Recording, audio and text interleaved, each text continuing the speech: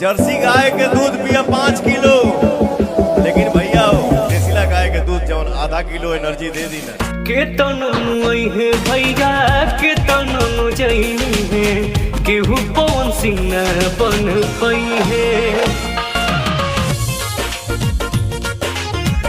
देखिए तो पवन सिंह के बॉडी को लेकर के पवन सिंह के फैंस को अक्सर कुछ न कुछ सुनने को मिलता था कि पवन सिंह का बॉडी अच्छा नहीं है, पवन सिंह मोटा है, पवन सिंह का पेट निकला हुआ है, बहुत सारा तमाम बातें पवन सिंह के फैंस को सुनने को मिलता था।